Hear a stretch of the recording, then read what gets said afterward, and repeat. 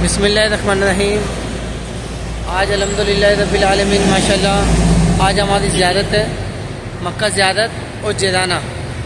आज जिराना से माशाल्लाह हमारा बड़ा उम्रा होगा और माशाल्लाह ये हमारा होटल अबराज कस्बा। अभी बस कुछ ही देर में हम लोग यहाँ से रवाना हुए।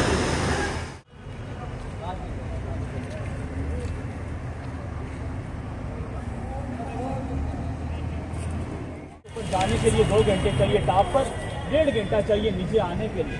टाइम कौन सा हो, या नमाज फजर के फौरन बाद या नमाज असर के फौरन बाद। अब इस जगह पर ये क्या बात है, आप सभी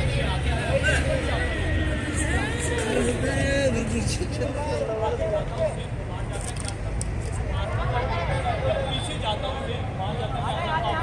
मेरे कंधों पर सवार, मैं आपको उठाऊंगा टॉप पर। अपने कंधों पर उठाया, वो बड़ा पत्थर आपको नजर आ रहा है, इसके साथ लगा। किस जगह पर जब पहुंचते कहने लगे आप सल्लल्लाहु अलैहि वसल्लम ने और सैयदना सिद्दीक़ अकबर